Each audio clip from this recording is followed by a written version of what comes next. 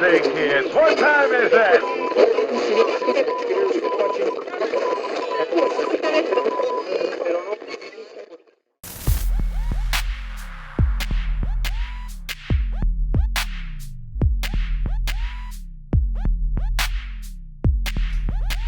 I feel shame, Edson. Hello. I feel shame. What are you doing? What are you doing? I did awful last week. My picks were the worst. I have no business being on this.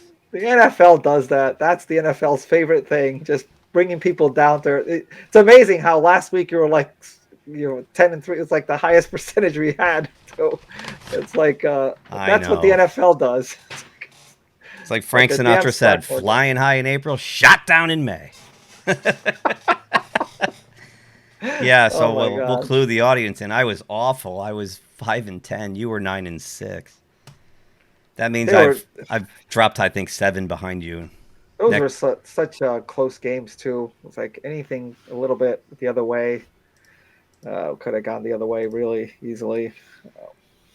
It's crazy. It is crazy, but we'll do our half-season tally next week and see where we stand. But not looking good for this guy. Yeah. So we got some. Before we talk about some of these games, we got some breaking news here. Yeah. Aaron Rodgers out this weekend. Oh, it is? Tested positive for really COVID-19.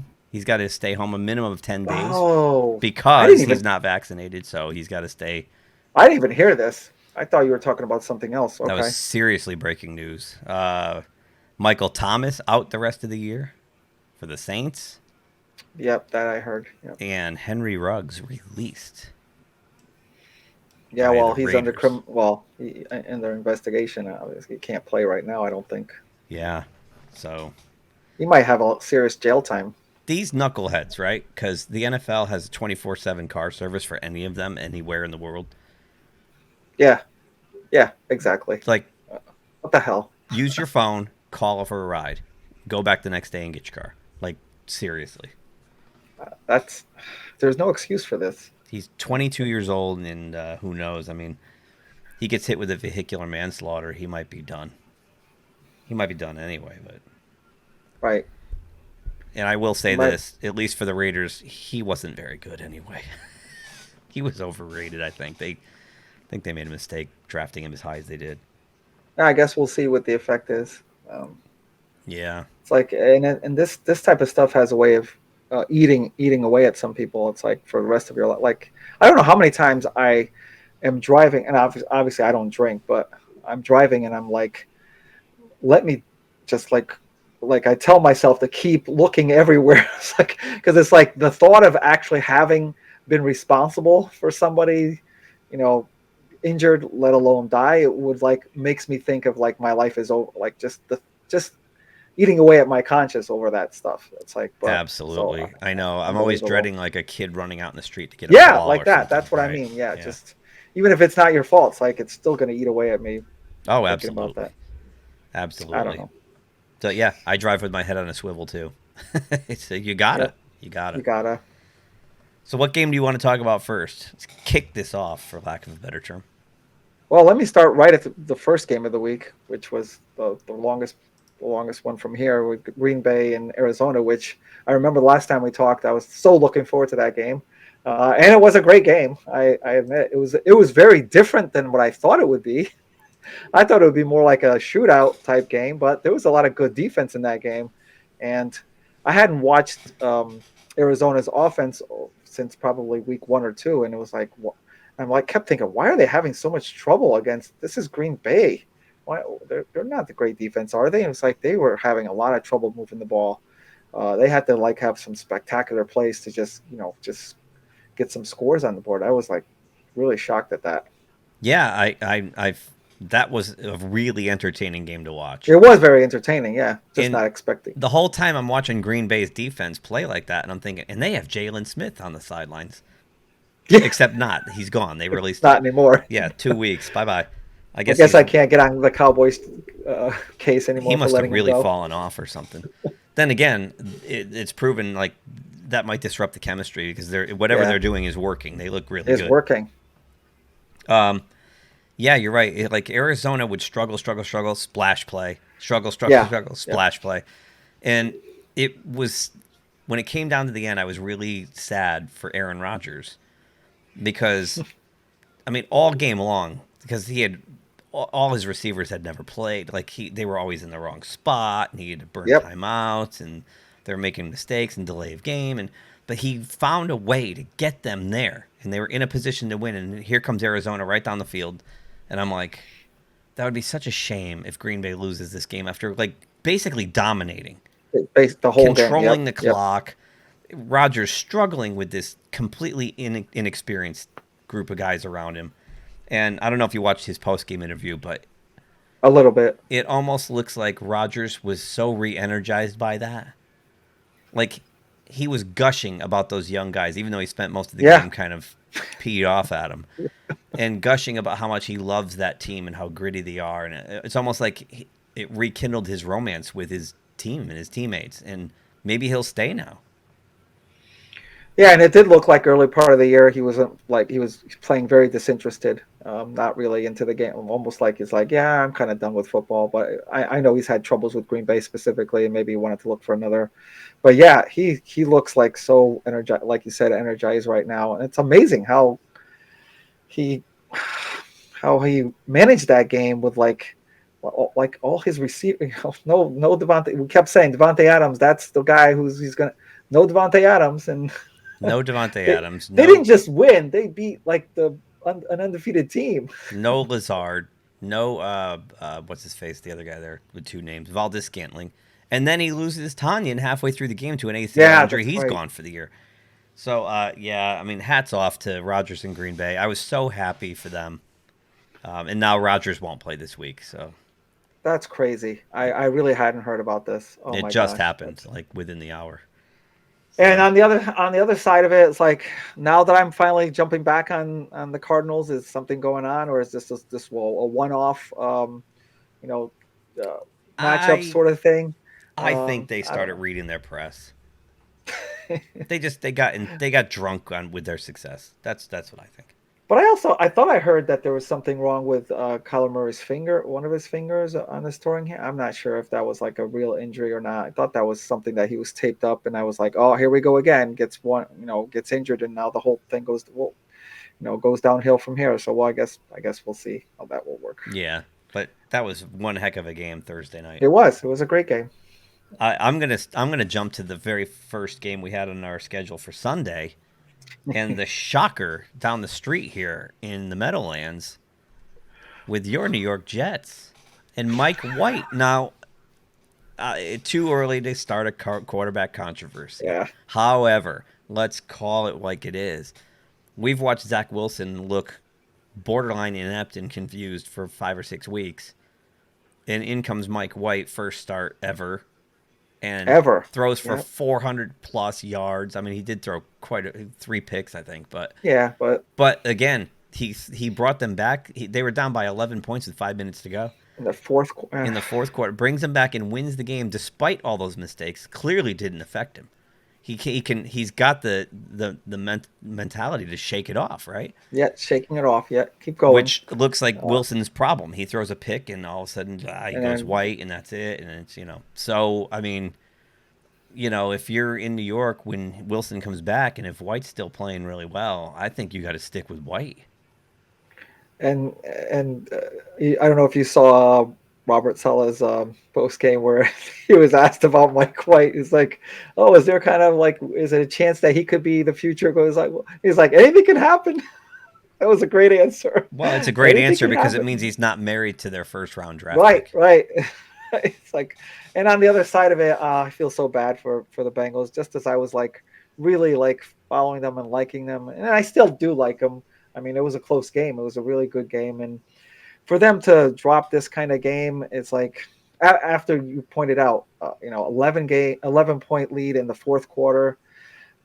They had a chance to really get uh, not a stranglehold on that division because you got Baltimore, but just to get way ahead of like Cleveland and Pittsburgh and to drop this type of game, that's like a setback for them. I don't know. I saw it coming on Sunday though.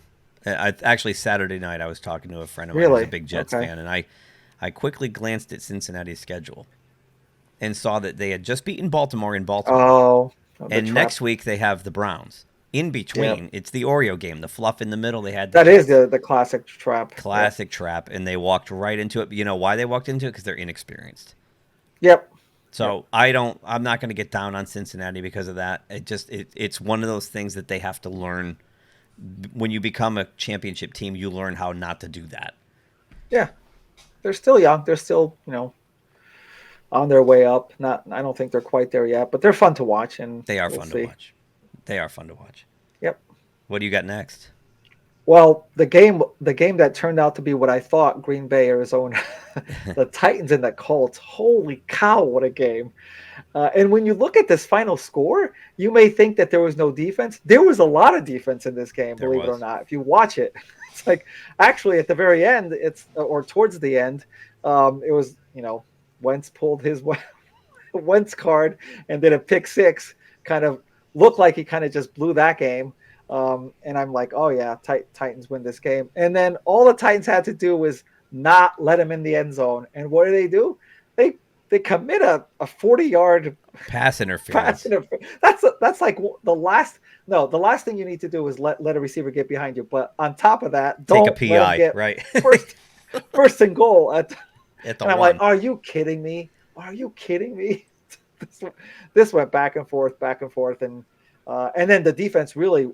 I'm surprised they weren't tired at all in the overtime period. There was a lot of stops going into overtime before they finally got the field goal to win it. And of course, it was a very costly win. It's not breaking news now with Travis Henry. I don't think he's out for the year, but it's quite a few weeks, isn't it? Like They're at saying least, 6 to 10, so he could come back as early as 6 weeks or as late as 10.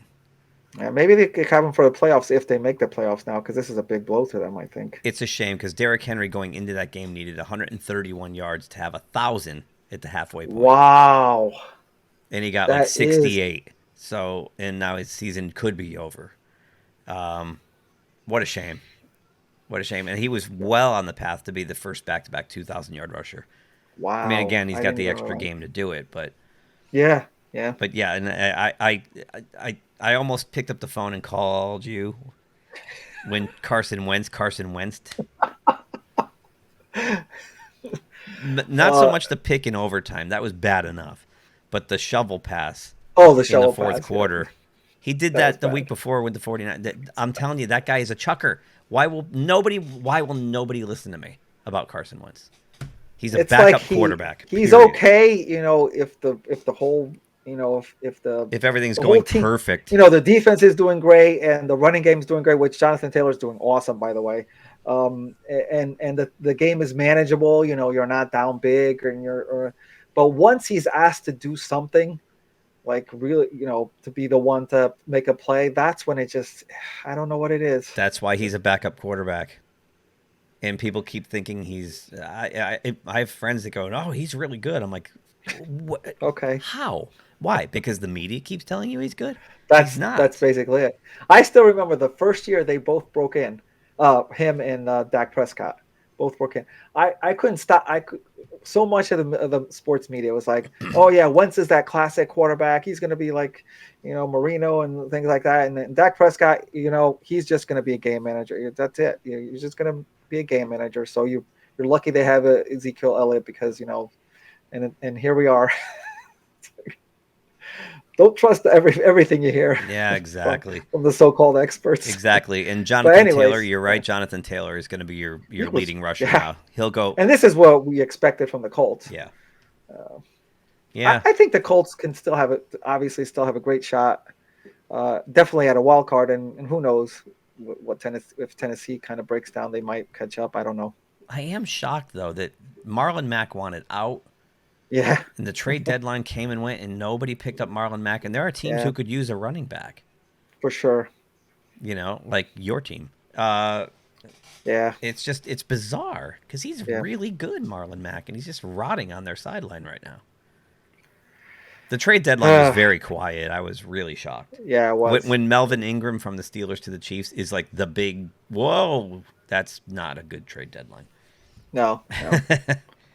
I want to talk about Detroit. Yep. I can't believe they burned me. It's like I got burned twice back to back over the Eagles. First I picked them, and then I picked against them. Burned twice in a row. Damn it. I mean, Detroit. What? I don't know what to say about Detroit. I don't know what to say about them either. I mean, now they're in their bye week this week, and which is like their best thing that could happen, I guess. It's a disaster there. I mean, I really thought they were on their way, like to take steps, like just take steps forward. And what happened this past week just brought them all the way back to your. I mean, it could just be one of those games. Everybody has one of those games, but it came at a time where, and most of the people, on the Pick'em shows were going with Detroit. Yeah. They looked like, I mean, they've been in most of the games. They've been losing heartbreaking games, and it looked like this was the week. You get a really disoriented, for lack of a better term, Philadelphia Eagles team going to Detroit. You got a home game now, and they just completely shit the bed. Like they had one of those games a few weeks ago against Chicago when they got. That's like I didn't expect another one already. I know, at home too. After they played so well against the Rams, just not showing up at all, and then Goff. You saw that play. It's like on fourth down, you're throwing the ball away. Take a chance. There's another one. He's trying to throw the ball away on fourth down. What does that do? Jared Goff and Carson Wentz are the same guy, and they're just a repeat of Andy Dalton. Yeah. That's who they are. Oh yeah, that's true. That's a good one. That's exactly who these guys are. But for some reason, their coaches don't see that yet, for whatever reason. Yep. So I don't know. I just wanted to mention Detroit. There's not much else you can say about them. No. It's a shame. It's a shame. It is. But we'll see. We'll see what happens when they come out of their bye week. What do you got? Yeah, on Monday night I saw a game where I've never had this game where the winner of the game, I felt like they lost out by a lot. They stole the game, right? Oh my gosh. And I kept thinking week to week, the Chiefs will snap. The Chiefs are bad now. I just have nothing else to say, and I'll probably come back to bite my words by the end of the year if they're back being the Chiefs. But man, what the heck was that? Their offense looked like. I remember you talking to me about Seattle-Pittsburgh game where they're slogging along. That's what their offense looked like on Monday night. They're playing the Giants. They're not like, like the 86 or no 83. I don't know whatever that Bears defense Bears. That was 85. They're not the 85 Bears. Come on. Like, what are you doing? They weren't making any plays past Mahomes wasn't even throwing the ball past like 10 yards. He threw so many of his passes. I think half his passes was like behind the line of scrimmage and waiting for the receivers or running back to do gain some yards. What is going on here? He got off the hook. He could have thrown 2 or 3 more picks too. Yeah. Yep. He got lucky. The Giants made a lot of stupid mistakes on those stupid penalties. They did. The sportsman-like penalties and that's stupid. That's bad coaching too. And I really like Joe Judge, but that's bad. Yeah, and I saw Joe Judge say that as I actually watched for the first time. I watched the Peyton and Eli broadcast. Oh yeah. And Strahan was on with them, and Strahan was going off about burning these timeouts. Oh, that was bad. I'm sorry, that was Peyton Manning asking Strahan, like, well, why does the defense do that? Why are you calling that? Apparently, the microphones weren't working, and that's why. That's what he said. That's what he said. I don't know. But I'm with you. I said, I think it was last week, maybe the week before, that the Chiefs are broken, and they're still broken. There's something really wrong in it. This might be one of those years. You see this a lot sometimes from a Super Bowl losing team. They just go 8-8. Yeah. And they can't get anything together, and they come back the next year, and they're right back where they were. It looks that way. Like Mahomes doesn't look right. He doesn't. He looks baffled. He sort of llooks a little disinterested in. He still makes those crazy sidearm throws and stuff though, but I don't know. Like I don't know. Is it just that there's no receivers? I don't know. He had Kelsey back now. He had Kelsey and Hill and. I mean, are they still getting open? Well, Nicole Hardman and Pringle, they're just average. They're not that great. And it seems like now that teams are taking Hill away from him, that they just can't do anything else. And they don't have Clyde Edwards-Helaire coming out of the backfield right now. So who Right. And knows? once again, you make those goal line, trying to go in for the touchdown somehow they keep losing the ball there. And there was another interception in this one where he's on the goal to go. And I don't know what's going on here. It's almost like he's like, yeah, it's going to work. And it's no, it's not. Kelsey fumbled in the red zone, right? Yeah, Or that they were was somewhere bad too. down near there. So yeah, they're very mistake prone. And as long as they're going to keep making these mistakes, they're vulnerable to anybody. I don't think anybody's afraid of the Chiefs now. That's for sure. Right. No, yeah. I mean, the Giants. The Giants for sure. Yeah. That was at Arrowhead. If it was in New York, you could almost see it, but that was at Arrowhead, and the Giants went in there and punched him in the face. Probably should have won the game. Every team on that in that division is going to be like wanting to waltz into Arrowhead now. They don't care. Yeah. Oh, I totally agree. My next talking point. How about those Patriots? Yeah. I have been saying it. It's getting a little old, but I'm going to say it again. You've seen the progression week to week with this team. Belichick didn't panic. He didn't blink when he was 1-3. He kept his program in place, and he said, "We're going to do what we're going to do, and it's going to work out." And Chris Berman said it perfectly the other night. We're watching Mac Jones grow up in real time before our eyes. And he didn't play a spectacular game this week. But the sign of a good quarterback and a team leader is when you don't have your A game, you still find a way to win. Yeah, grind it out. He got a little help from his friends on defense, but they ground it out. It was a road game. They went out to L.A. That's not an easy thing to do. And they picked off a team that most of us had labeled to win their division now. The Chargers looked unbeatable 3 weeks ago. That's twice in a row.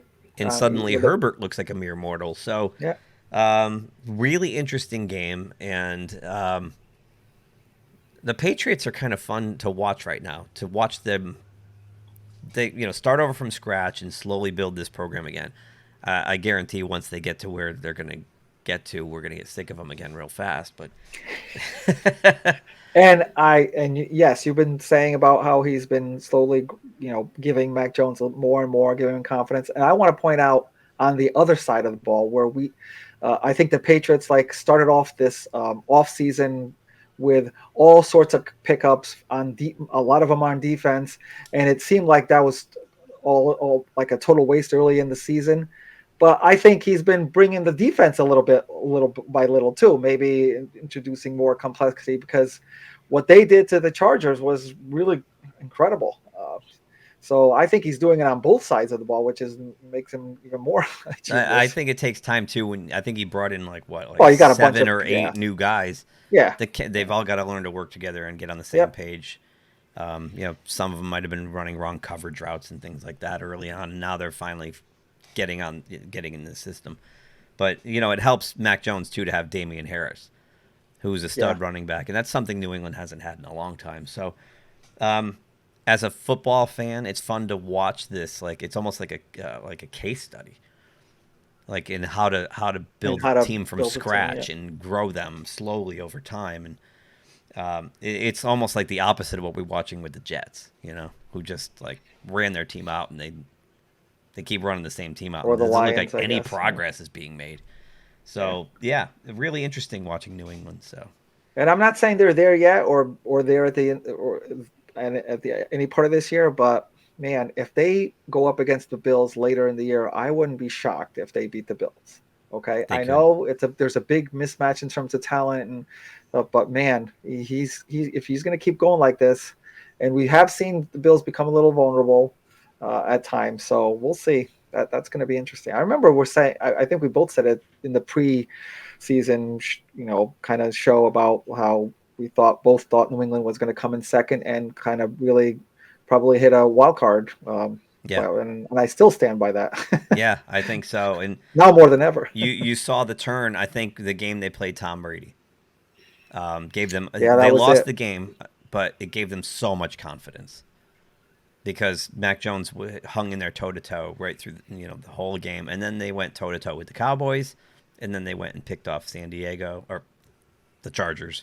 So, you're seeing this evolution. And it's happening pretty rapidly. You go back to the first couple weeks, they It look pretty is. Yeah. hapless, and I here mean, they we're are, only right? just And they're barely beating. halfway through the season. They're already so much improved. Yeah, yeah. So keep your eye on them because if you're, to me, it's just fascinating to watch. It's almost like Cincinnati's done this, but it's taken them 3 seasons. New England's doing this in real time, week to week. Yep. It's really, really interesting to watch. What do you got next? I mean, on Monday night when at the last, I guess to me, the last second when they ruled out Dak Prescott, I'm like, yeah, all right. Oh, Sunday? I'm sorry, not Monday night, Sunday night. We already talked about Monday night. Yeah, I'm like, yeah, all right, I understand. I mean, you really want to look out for the health of the player, and they have a big future ahead, and I get this because you don't want to push the Dak Prescott injury over this game in the middle of the season, so they're going to give up a game here. Oh my gosh! So Cooper Rush gave us like a show. It's like it was amazing. And this is, remember how we were talking about last week about all the negative things about the NFL in terms of like the maybe corruption in the higher echelons and the offices and stuff like that. This is the type of thing we'd like to watch where Cooper Rush Absolutely. goes out there and he's like, was this his first start ever? Yes, I first think it start was. ever. And he's just looked like he was just after a shaky start. He kind of just looked like he was having fun and brought them back. And that was great. I love to watch this game. I texted you right after it was over and Yeah. said, "Wasn't that a fun Yes. thing to watch?" We're both parents, just to see the expression on his parents' face. Yeah, that was good. That they've been going to Cowboys games for 3-4 years since he's been on the team, and he's never played. Right. And he finally gets a start, and boy, did he play awesome, especially in some really crucial spots. Pressure on him on the road in Minnesota, hostile crowd. Although, whenever the Cowboys did something good, it sounded pretty loud. But so maybe it was like 60-40 Minnesota fans. But boy, what a fun game to watch! And yeah, I was so excited for him. Maybe he'll play this week too. I mean, because one thing he showed is they can give Prescott the time he needs now. Yeah, for sure. Yep. And he, as you said with other quarterbacks, he wasn't a flawless game. He threw an interception, he fumbled the ball, but it didn't like shut him down. It wasn't like he, just curled up into a ball and just didn't do it. He came back from those mistakes and made the plays he had to win the game. And it was like, wow.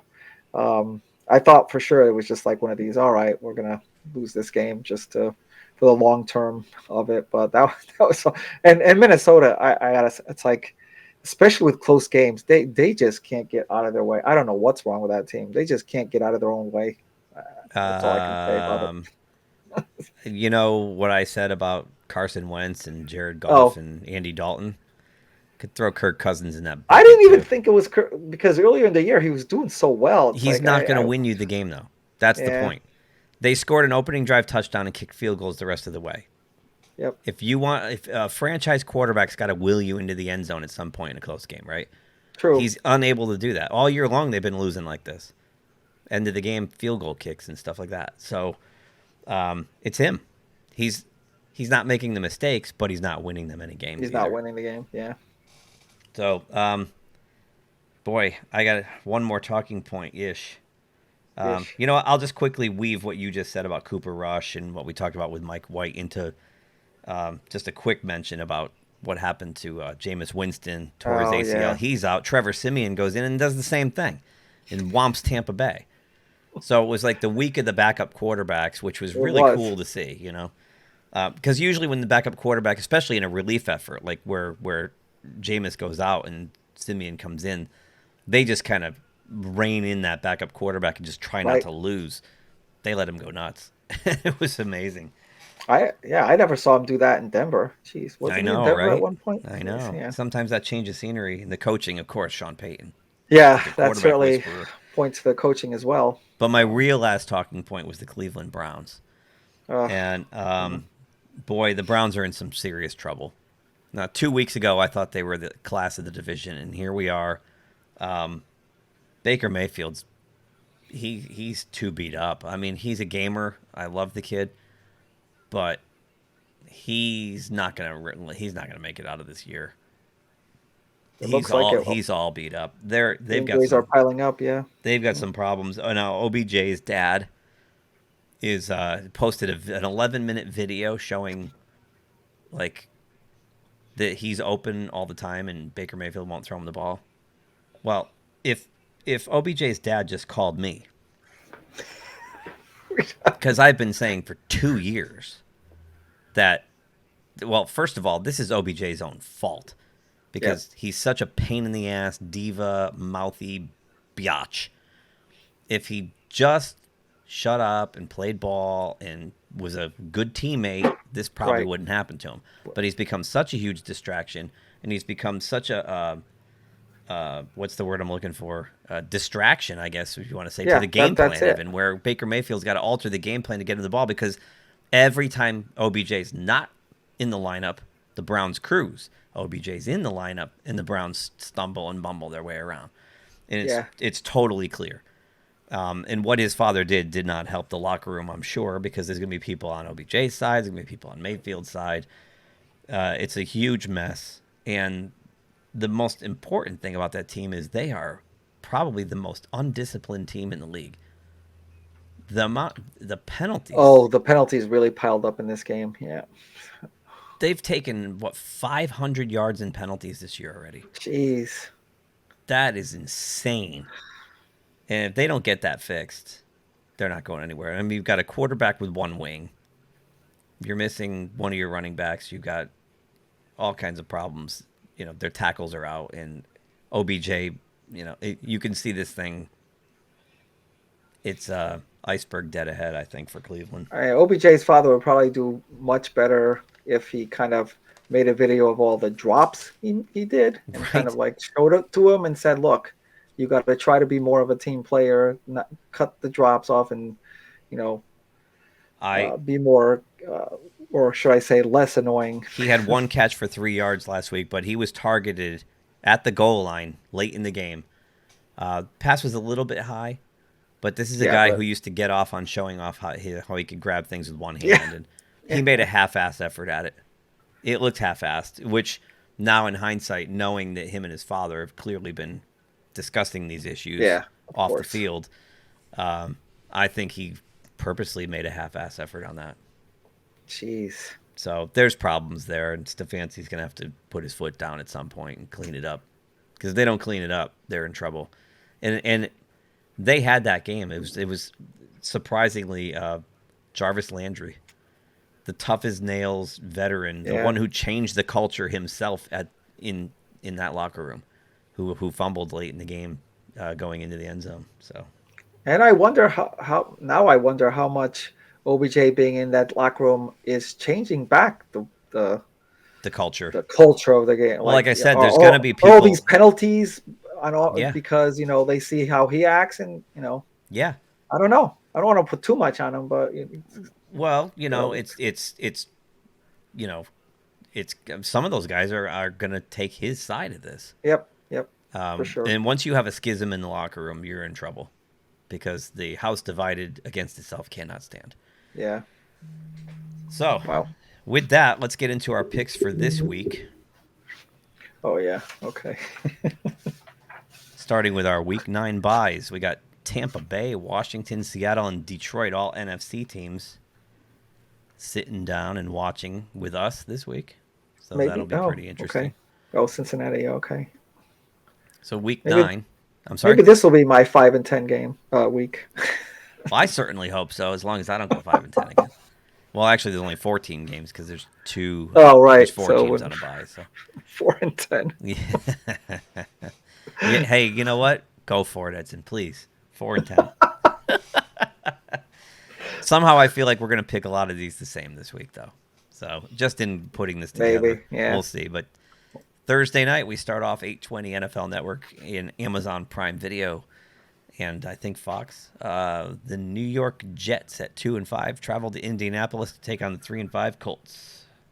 Yeah, this might be more difficult than the obvious, given how the Jets, Mike White playing with the Jets. I think the Colts are just still, despite the loss to the Titans, could easily won that game. Are still heading up, that running game is really just at its prime right now, and the defense is just exactly what we thought would be what the success is for the Colts. So at home, I'm gonna they really have to win this game to stay in like playoff contention, I think. Yeah, I'm with you. Despite the loss to Tennessee in overtime, the Colts are heads and tails in talent above the Jets. The Jets are going on the road. You kind of got the feeling because of the reaction from the Mike White game that was kind of like the Jets Super Bowl.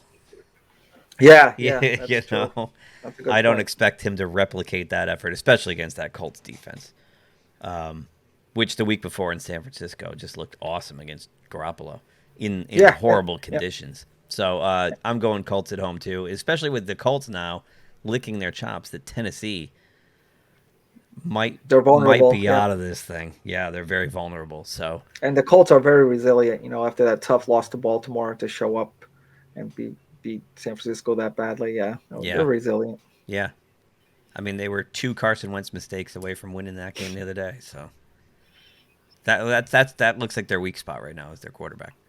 Yep. Next up, Sunday, 1:00 on Fox, the 3-4 enigma, the Atlanta Falcons. Yeah, Travel to New Orleans to take on the now borderline weaponless Saints. I know, and it's like, who are they even going to put out there at quarterback? Probably Simeon, right? Yeah, I guess so. I don't think you can't start Hill. He's no good. He's just in for spot duty. I think he is due to come back, but I'm not sure if you'd start him. But I think without Winston, these two teams are pretty similar, but I'm going to give the edge to the coaching, Sean Payton with the Saints, and I'm still going to pick them even though they lost Winston. Okay. I know the Saints at home are really tough to beat, but Jameis Winston and Michael Thomas gone for the year. Yeah. Not that Michael Thomas was putting up old Michael Thomas numbers. I know. He's still the best receiver on the football team. Atlanta's one of those weird teams. I know. You're right. That every time I think they're going to lose, they win. And every time I think they're going to win, they lose. And I just have a feeling that this might be one of those weeks where Matt Ryan comes out and they hang a 30 burger on somebody. So you're right. Sean Payton's a great coach, and he'll find a way to keep the Saints competitive. But I don't know about Trevor Siemian. And definitely not Taysom Hill. So I'm going with Matt Ryan and the Falcons on the road. Okay. And I'll fall even further behind you. Sunday, 1:00 on Fox. Another enigma, the Denver Broncos at 4-4. Now without Von Miller. Travel to Dallas to take on the Cowboys. Yeah, that trade of Von Miller gives me a signal that Denver is like packing it in. Maybe, I don't know. And the Cowboys, they shown, speaking of resiliency, they shown how they can, still get together and win a game without probably their best player, or maybe their best player. So I'm going to go with the Cowboys at home here. Yes. The Dallas Cowboys have all the earmarks of a Super Bowl team. When you can throw in a guy on his first start, on the road, hostile territory, against another really good playoff team, let's face it, the Vikings. Yeah. Who have a phenomenal defense in Minnesota. And do what they did. They're so balanced. They're balanced everywhere. There's no weakness on this team until the injuries. I mean, if injuries start setting in, then there'll be problems. But boy, they just look really, really good. Yeah, the defense is really starting to look good too. Yeah, so I'm with you, Dallas all the way. And oh, by the way, I called it. Ty Diggs. I knew his streak was going to end Sunday. I did. That was the one thing. I didn't get much right last week, but I did get that right. Yeah, that's true. And he limped off the field at the end. I hope he's going to. Yeah, I think he is. I'm not sure if it's a hamstring. I think it's a hamstring. Was it hamstring? Oh, I believe so. That's not good. He'll be out for a while. Next, I don't know if I'll have to check that. Yeah.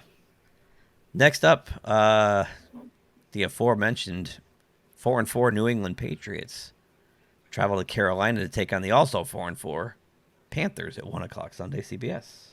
Yeah, I don't think Belichick's going to let them lose this game. He's still trotting out Sam Darnold, right?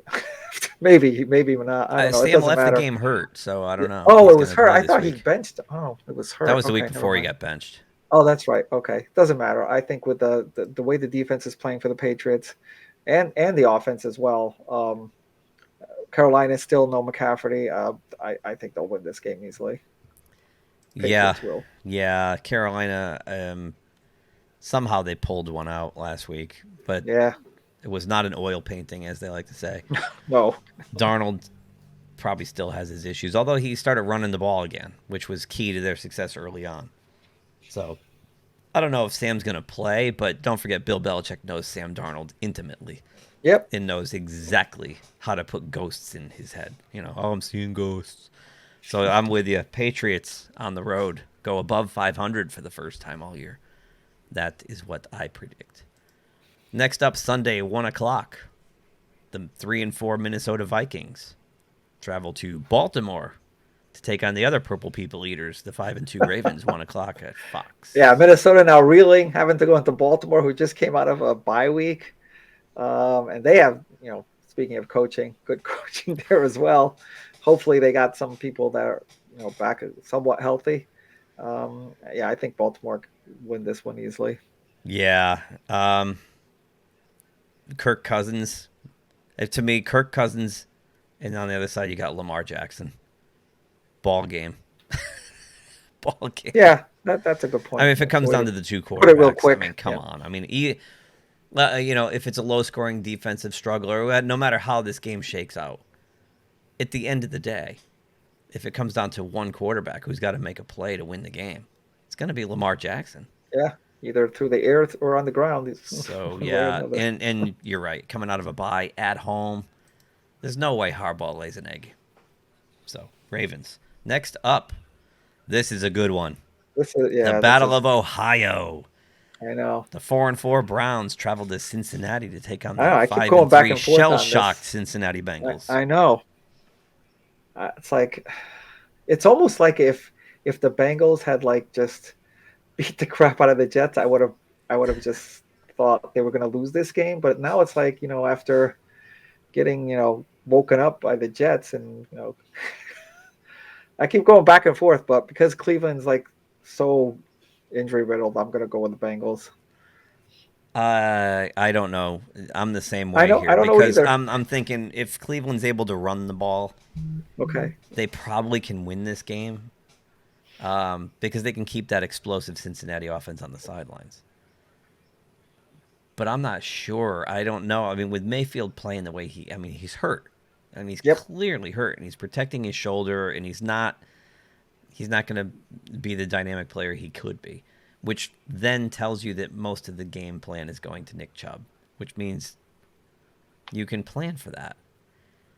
Right. Like the Steelers did. Nick Chubb went nowhere. So, yeah. And then I go, well, does Cleveland wants to turn that corner. Are they going to slip under 500? I know. I thought about that. To their little stepbrother? I mean, let's face it, the Bengals are spawned from the Browns, Paul Brown. Yep. This is both of his teams are his. This is really tough, but it is. I think when it comes down to it, I'm going to take Cincinnati at home because I just think they can score more points. Flat out score more points. So, yeah, that's a tough one. Now this next one is even tougher to call. I don't know what to do about this one. 1 o'clock, CBS Sunday. The Buffalo Bills at 5-2 travel to Jacksonville to take on the mighty Jags at 1-6. Yeah. I was actually impressed that the Dolphins kept it that close until late against Buffalo. It wasn't like a 50-0 game. So I was like, yeah, I'll take that. And it was like, and even at the end, I think Buffalo had the ball, and you expected them to do the kneel down, and they kind of just shoved it up there by scoring. I didn't really like that, but whatever. I know Buffalo can do whatever they want. So, but against the Jaguars, come on. I can't see Buffalo losing this. No. It's weird. I saw like Josh Allen was like he lost his mind in the first half Yeah. last week. The Dolphins got in his head and like Yeah, you see the one they did. where he thought the Dolphins were offside and he's dropping back to pass and he's like yelling for a flag and like what are you doing? Just play the game. Just play. Yeah, play the. You don't negotiate with referees in the middle of a play. Although I saw Aaron Rodgers do that too. Oh yeah. In the middle of a run and he's yelling at the ref while he's like, well, that was hilarious. He's going, hey, come on, you guys.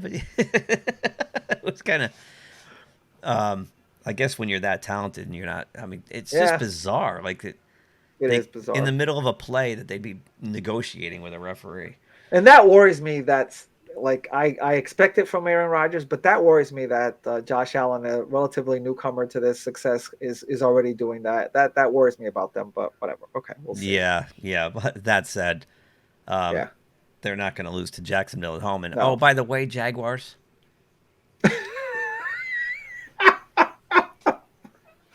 Because you had picked them, yeah, I took them against Geno Smith. Wow. against Geno Smith. So Jacksonville, take that.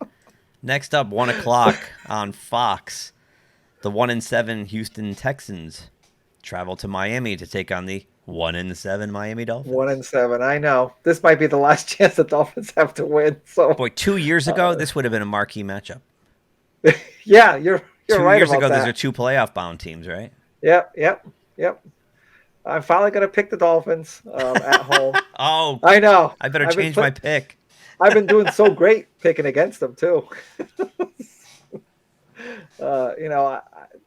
I've followed them a little bit. They've been making some improvements on offense with Tua, and I'm so glad they didn't fall for that whole Watson thing. Deshaun Watson thing. And it's like it would have been so stupid to give up your future for someone who may never play. So that was great. Just keep developing, rest of the season, and I think they'll win this game. Although I did hear, is Tyrod Taylor coming back this game? Oh, is he? I didn't see that. I don't know. I heard. Well, that'll answer our riddle that we've had for 4 weeks. Like, where is he? Where the heck is he? I was ready to make I'm still picking the Dolphins. Where in the world is Tyrod Taylor? It's like the Where's Waldo? Where's Tyrod? Yeah. I would like to see him come back. The sad part is they've dismantled the team around him. They've traded everybody. Yeah, I think by trading everybody, Houston's waving the white flag.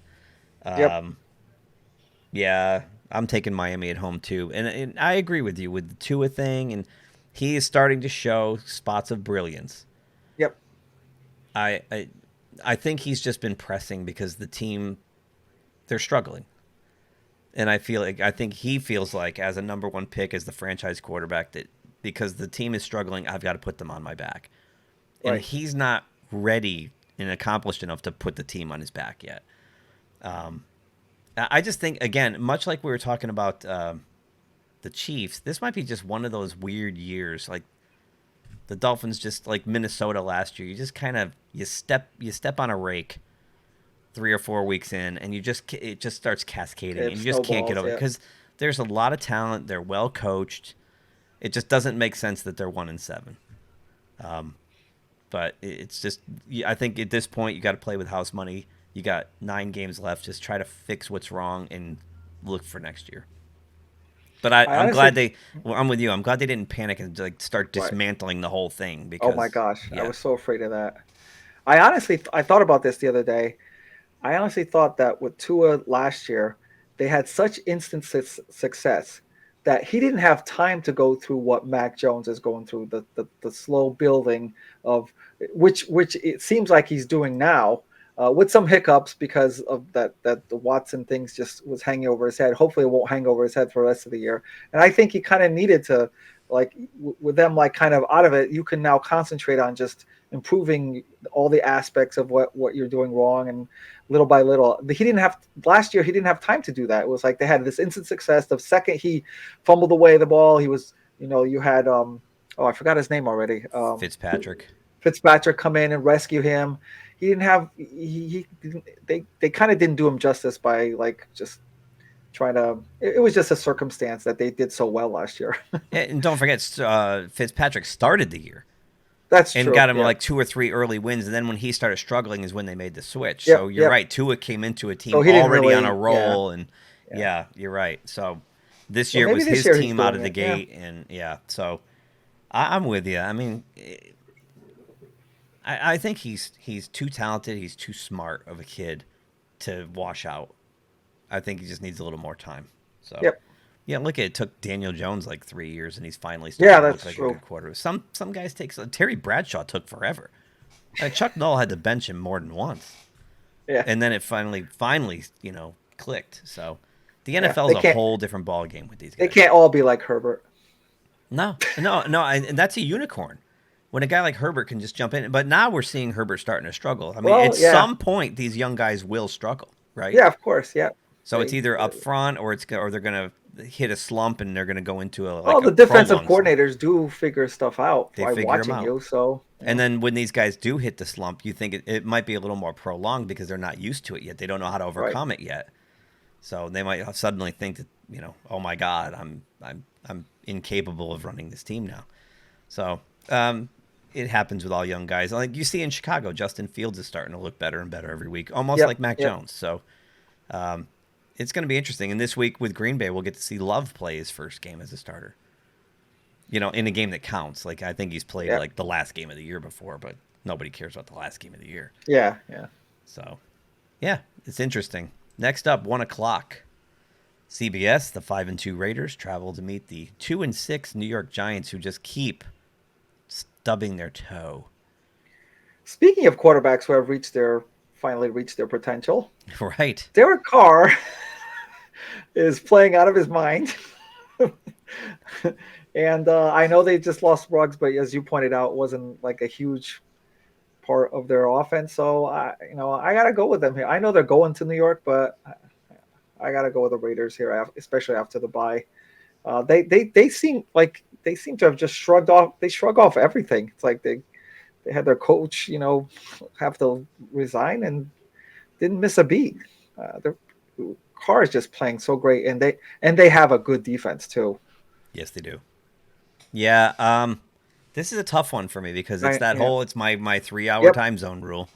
Yep. And they're playing, that's a 10 a.m. game to their body clock. But you're right. I mean, I think the mark of a true playoff team, the medal of a true playoff team, is to be able to shrug off adversity and plow through it. And so far, they've been able to do it. We'll see what happens with this Ruggs thing. Yeah. But to me, he was just that splash home run hitter.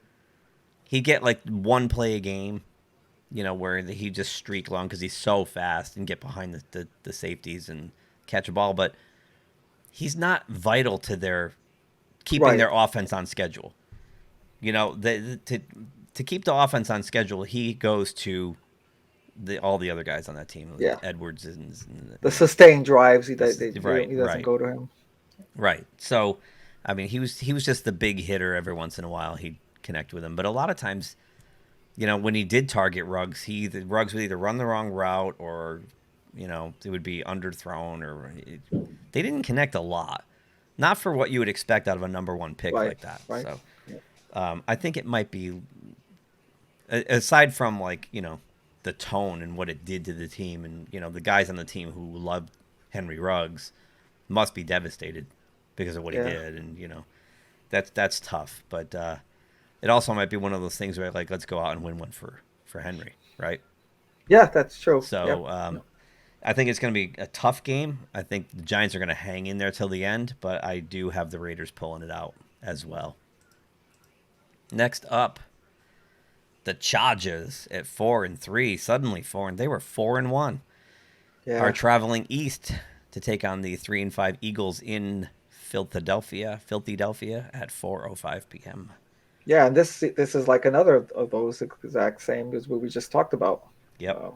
With the Raiders and the Giants, and I guess you have that time zone thing again. It's like, I don't know.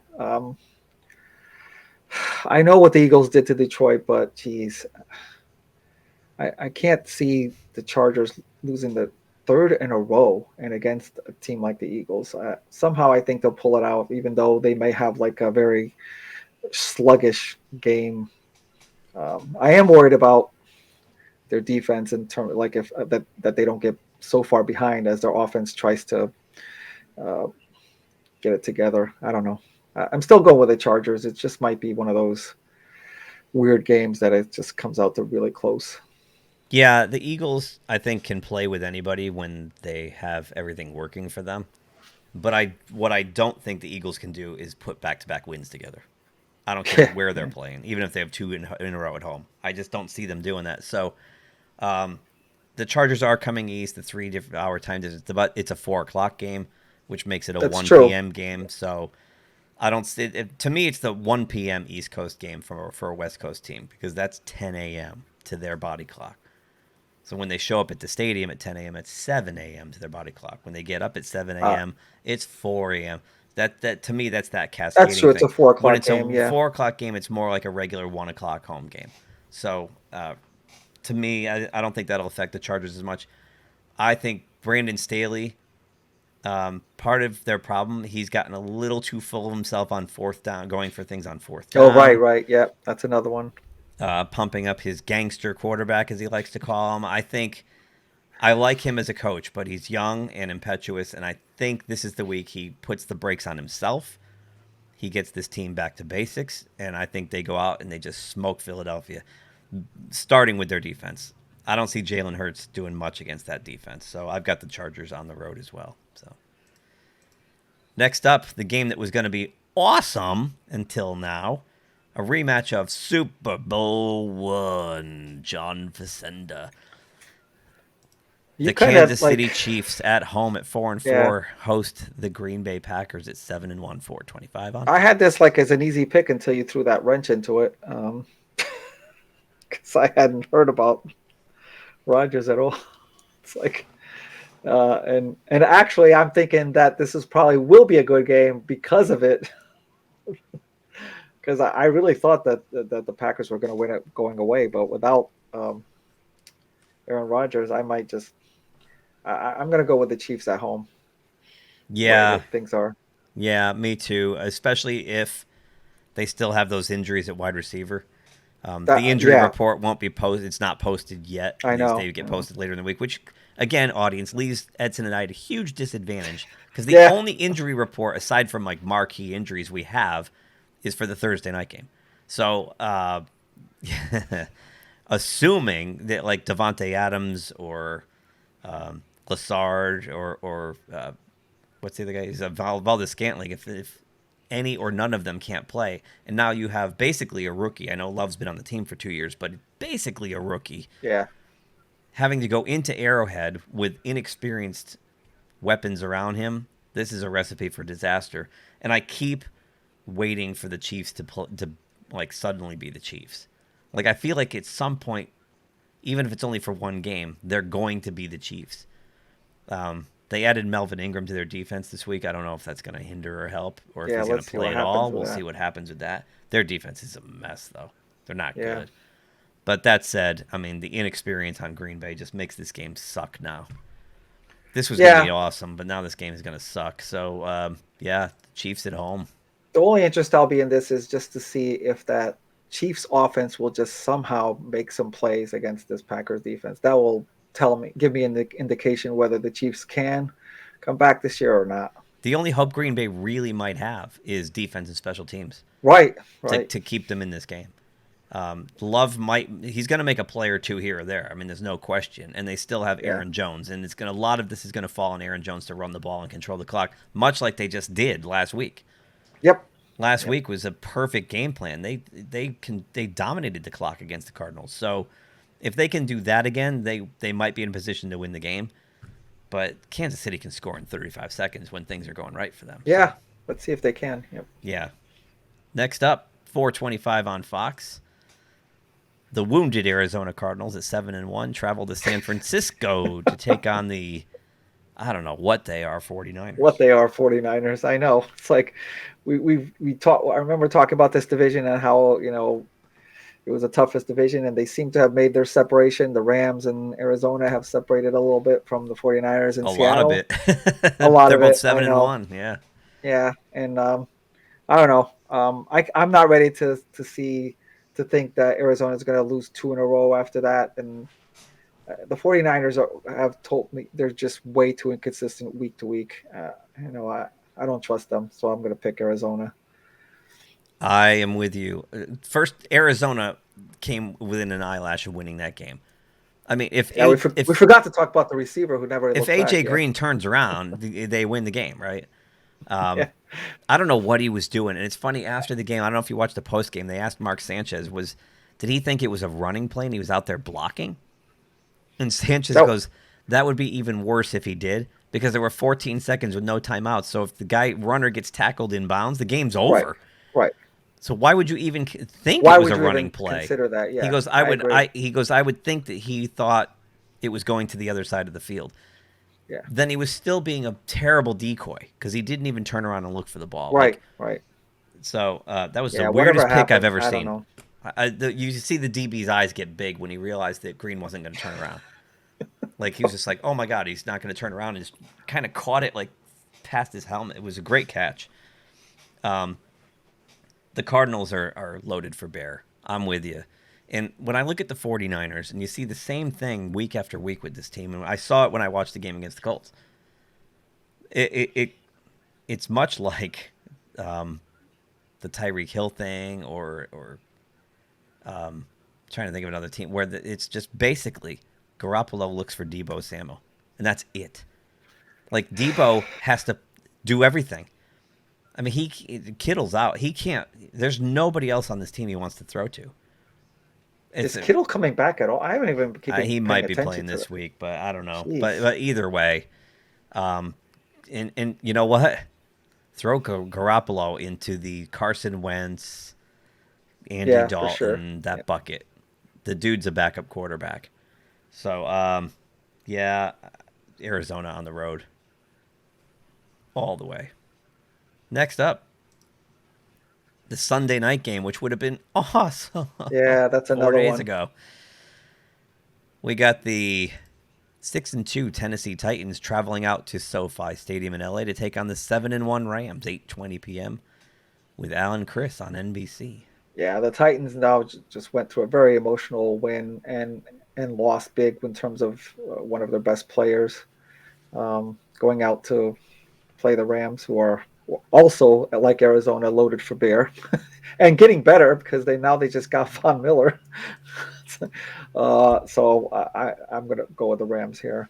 Boy, the rich just get richer, don't they? Yeah. I mean, that pass rush wasn't scary enough, and now you got Von Miller out there with them. I thought when I saw that, I'm like, holy cow! Yeah, they're definitely they definitely think this is the year for them. I think clearly. Yeah, you're right. They want to go all in and go for it this year. This NFC playoffs. I mean, if you have like the Rams, Arizona, the Cowboys, and Tampa Bay up there, holy cow! Wouldn't that be like a great set of divisional? Holy wow! Actually, yeah. Real quick, we'll get to that when we're done with our picks. I want to pull up the playoff picture. Oh, Green Bay. Why am I'm Green Bay will be? Yeah. Jeez, yeah. I'm. Holy cow! Yeah. So, the Rams. I mean, my God, and I saw it. Like I said, I think way as far back as week 2, that Matthew Stafford and Cooper Kupp have something going on here, and they certainly do. Tennessee's whole offense revolves around Derrick Henry being Derrick Henry. This guy, he's one of my favorite players in the league. He's a generational talent. A guy that big, 6'3", 250, 260, that runs a 4.40, unheard of. He's a Mack truck with like sprinter speed. They'll still be competitive. They'll still make the playoffs, but they're going to be defanged quite a bit without him, and it's a shame. It's a shame, but I got to go Rams at home on that one, which leaves us with the Monday night clunk fest. I don't know. We'll see. The clunker on Monday night on ESPN, 8:15 p.m. I almost said a.m. The Chicago Bears travel to the Steel City to take on the now 4-3 Pittsburgh Steelers. Seems like it might be similar to that Seattle-Pittsburgh game. You think? I mean, Chicago does a couple of things, but uh, I don't know. Their defense isn't as good as they used to be, and they're still trying to figure out what their offense is. I know Pittsburgh's not world beaters, but at home, I think they'll win this game. Yeah, Chicago's defense without Khalil Mack is not as effective. I mean, if they had, well, their offense is getting better. I know it's and I getting think better. this is going to be a thing too, where careers in the NFL aren't long. When does the defense time out? When the offense, Right. can they get them both in sync and have that 1 year where they can actually really go for it? Is a question, but you can definitely see Chicago's on the upswing. They are getting better. Yep. The Steelers are the Steelers. I mean, they play great defense, and they play just enough offense to win 15-10. Yeah, this has 17-13 written all over it. It's going to be dull, but I do take the Steelers at home on that one. So that's that for that. So we'll see what happens. But real quick, before we wrap this up, I want to quickly see how this shares in our little ported window here. Oh, not bad at all. Oh, So that's nice. yeah. So here's how the playoffs stack up as it stands right now, and it's kind of ironic. So you have the Titans and the Packers at the top of each conference, and the Titans have lost their marquee player for the year, and the Packers have lost their marquee quarterback for probably 2 games. So Will it be 2 games? Oh my gosh. because he's unvaccinated, yes. Yeah. Oh wow. He has to stay home for 2 weeks, I think, 14 days, right? Yeah, I think so. So then you got the Raiders and the Cardinals. This is if the season ended today. Then the Ravens and the Cowboys, Bills and the Bucks, Bengals and the Rams, Steelers and the Saints, Chargers and the Panthers. So that's Wow. You see, you got the Steelers in there. That's cool. it's but look at this NFC. Look at this NFC. I mean, Packers, Cardinals, Cowboys, Bucks, Rams. It stops there because now what's happened to the Saints? Yeah. Without their quarterback and top receiver. Wow, Carolina makes it. The Panthers right are now? flaky. Wow. On the bubble, That's pretty bad. we've got the Yeah. Patriots, the Vikings, 49ers, Chiefs, Browns, Falcons. It's pretty interesting. I think the Vikings will probably swap out with Carolina. That last spot is the last 2 in the NFC, I think, are up for grabs now. Yeah, they definitely The Saints are in trouble. In the AFC, I think there's only 1 spot up for grabs, and it's probably I think the Steelers are going to drop. I think the Chargers will get their act together. And then it's going to be between Pittsburgh, New England, Chiefs, Browns. I don't think the Broncos are going to hang in there. Oh, and the Colts might come up. The Colts, I think, are, yeah. So and then It looks like the NFC definitely has more power, marquee teams, but in the AFC, there's a lot more teams like that can still say, "Oh, I can make it." right. I can somehow make that, like the Colts and New England and the Chargers and stuff. Still more hope for more teams in the AFC. But if you're looking at the 2 conferences right now, I think without a doubt the NFC's got. I mean, you've got the Rams at 7-1 as a 4 seed right now, 5 seed, a 5 seed. It's going to be a shame that one of those 2 teams has to go wild card on the road. Yeah. So it's pretty fascinating. I stumbled on that yesterday, and I was like, wow. And again, this week the amount of injuries stacking up is going to change that whole dynamic. So. Oh, I apologize. They probably won't go on the road in the first. Who's that? Even if the Rams or Arizona come get the wild card, they wouldn't go on the road right away, because I think what they have is like 6 wild card games. Yeah, the top seed in each conference gets a week off, and everybody else plays. And then so they would probably be. So the Rams, as it stands right now, they would have to go against. They would have to go on. Never mind. They'd have to go to Tampa Bay. They'd play the 5-4 game. It'd be Tampa Bay. Can you imagine that? Oh my gosh, that would be like such a shame. One of those teams would be out right away. Jeez. That's a so man. Maybe going forward, because we've hit the halfway point, we'll have to start tracking. Yep. We'll look at this playoff picture every week and see how it keeps changing. Yeah. So that's it for me. And it's like the NFL. just to add on to how interesting that is in terms of keep track of the playoffs, because they from year to year, it always seems like at least half the teams from the previous year don't make it, and half are all new teams. So it'll be interesting to see. It really will. It really will. And I always like seeing a different helmet in there. Yeah, It's nice yeah. to see new helmets in there. Get sick of. God, I was so sick of looking at the Patriots year after year after year for 2 decades. God, come on. Let's get some fresh blood in there. So, Yep. anyway, thank you, Boston Sports Report, for sending in your picks again. Appreciate that. And, we got to send our picks to them. I got to do that. Oh, okay. I was Yep. going to do it the other day, and I spaced out. I was going to go there and type ours in, or at least mine. Everybody else, I'll you're go in also there. encouraged. Send your picks in to us. And again, door is open if you want to join us on one of these shows. The soft plan is to do a report card show. We'll see if we can make time to do it. But if Yeah, not, we we gotta will try to still find be some here time. next week no matter what. Rain or shine. Rain, shine, or snow, or Not whatever. man nor beast. So that's it for me. I'm out of here. Yeah, me too. All right, ciao. If you enjoyed this video, please give us a thumbs up below. Also, please subscribe to GeekTime TV. It really helps us grow the channel. And make sure you hit that bell icon in order to receive notifications every time we drop new content here. You can also check us out on social media on Twitter, Facebook, and Instagram at geektimenet. Thanks again for watching. We will see you soon. Say, kids, what time is that?